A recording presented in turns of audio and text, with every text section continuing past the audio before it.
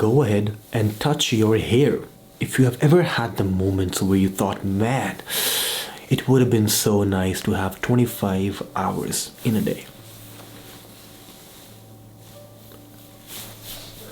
What's cooking, sapiens? Welcome back to the tribe. If you are new here, my name is Arham and I'm a 5th year medical student at the University of Oslo in Norway. Now, being a full-time medical student and juggling that with making at least 1.5 YouTube videos every single week, making a new TikTok almost every day, having a part-time job, friends, family, my gymming routine has really forced me to sort of apply and learn some phenomenal time management hacks. Now let's go through these one by one. Time ownership. Now this hack actually requires that we adopt a very big mindset shift and we realize that we own our time, because what exactly is the biggest excuse of not doing something? Well, the answer is I do not have the time to do this, and this, my friends, is complete BS. Because we really need to take a deep dive and start thinking, why exactly do we say that? That's because we want to externalize the guilt of not doing something. For example, you want to start hitting the gym, you want to start being healthy, right? So you go and buy yourself a gym membership and you start paying like $10 every single month. And what happens over time is that you just can't seem to find the time to hit the gym. So you're basically paying money every single month, let's say $10, $20, whatever. Every single month you're paying the money, however, you're not hitting the gym. Now this gives actually two guilt factors. Number one, you are not hitting the gym and you're not sort of taking care of your body. And number two is that you are paying money every single month and you are losing money and you're not doing anything about that. And now, if you decide to cancel your gym membership, that will only lead to a third guilt factor, which is, well, I failed. And how exactly do we deal with this situation? So we have the guilt and now we want to get rid of that guilt. So we externalize the guilt by saying, well, I actually do want to hit the gym, but I just cannot seem to find the time. I do not have the time to do it, but I actually do want to. And this makes us feel better about ourselves, that, you know what, well, I want to do it, but I just don't have the time. In order to start managing your time, you need to firstly realize that your time is completely yours.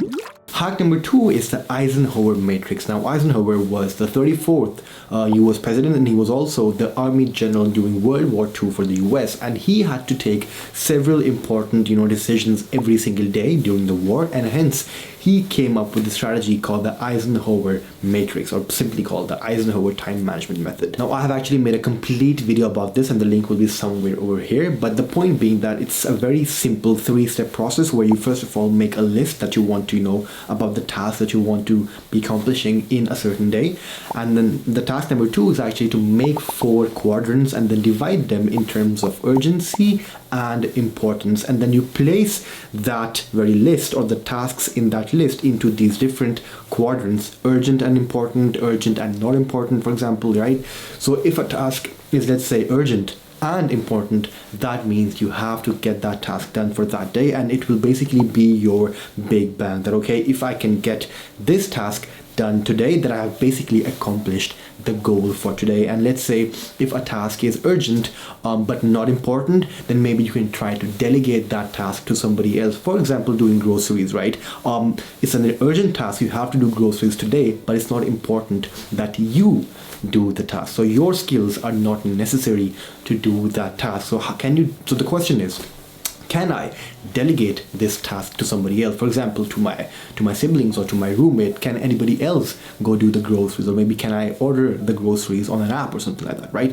So delegating the task. So yeah, it's basically this idea where you sort of make a list and sort of learn how to prioritize your daily tasks in terms of their importance and their urgency. Before, I used to make to-do lists and then I would not really know what to do with that to-do list, right? But now I have a complete system which is dedicated towards helping me achieve the tasks in that very, list. So try this out. I promise you this was gonna work wonders for you guys.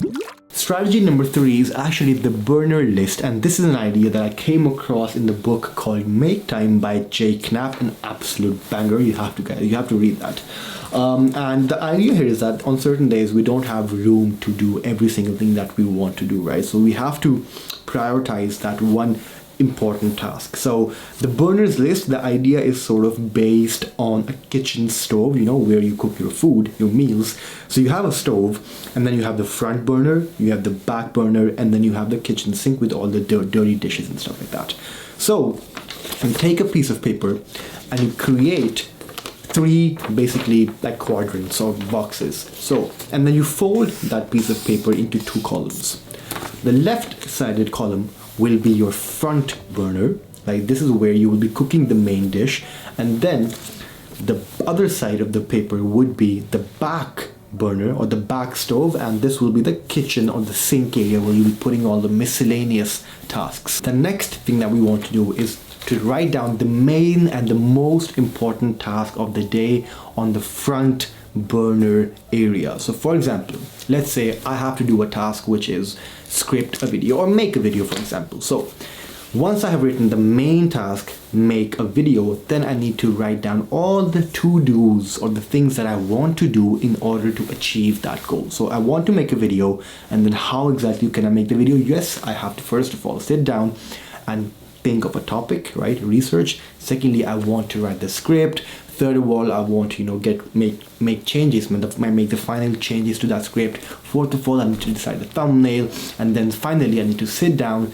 take out the camera, change into some decent clothes, hopefully, and then film out or churn out the video. And then you write down the second most important task of your day in the back burner. And the idea, guys, here is that you want to direct your time and attention to the task which is cooking over here on the front burner. So you're cooking your meal on the front burner, which is the most important task of your day, but every now and then you will also look at the back burner and maybe stir the pot, or flip the pancakes, the small task that you need to do over here, like every now and then. But the main focus, the laser sharp focus, will be on this main task right here.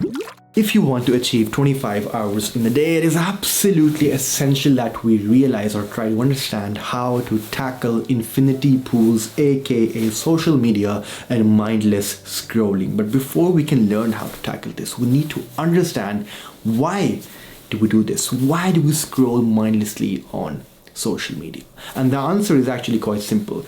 It's the way our brains have been wired over thousands and thousands of years of evolution. So these technologies actually take advantage of the wiring in our brains. We evolved to be distractible because that helped us stay safe from danger. Check the flash in your periphery. Maybe it could be a stalking tiger or a tree that's gonna fall on you. We evolved to love mysteries and stories because these helped us learn and communicate. We evolved to love gossip and social acceptance and social status because that made us more popular in our tribes and increased our chances of survival. So the reason why Instagram, Facebook, YouTube, TikTok is so freaking addicting, that's because our caveman brains are wired or made that way. And the only way to stop yourself from mindlessly scrolling is to increase the friction by, for example, putting your phone in the room, or I don't know, flushing your phone down the toilet, or maybe eating your phone, whatever it takes.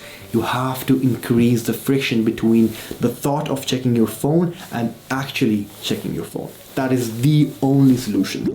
Strategy number 5 is called batching, and according to Dr. Sahar Youssef, who is a cognitive neuroscientist at the University of California, Berkeley, says that the human brain works best when it focuses on one thing at a time, because we have a certain amount of cognitive capacity and a certain amount of attention. So the idea here with batching is that you want to put similar tasks or tasks which are similar in nature together and do them at once. And that's because you want to avoid switching between different tasks, because our brain is not a computer. Our brains do not work like Google Chrome or Internet Explorer, that you can simply switch between different tabs or switch between different windows and you will be able to focus equally well on all those different tasks. No, because switching between tasks also consumes energy and focus. So the idea is to sort of batch similar tasks together. So for example, if you want to be making a video like this, then I sit down on a certain day and churn out 2 or 3 videos in one day and batch film. If I want to respond to emails, I just sit down on one day, give myself, let's say, 1 hour and I will respond to all the emails in the entire previous or past week. The point being that try and batch the tasks together wherever it's possible.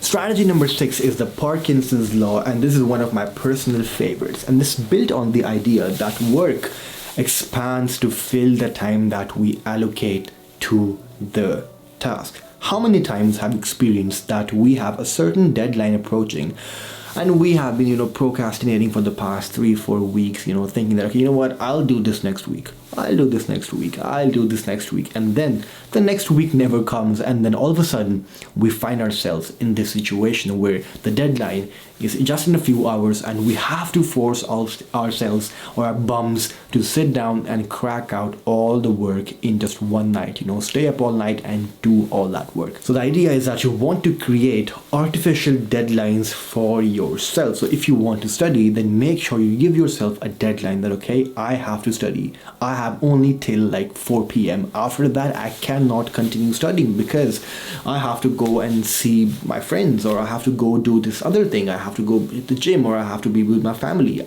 Something.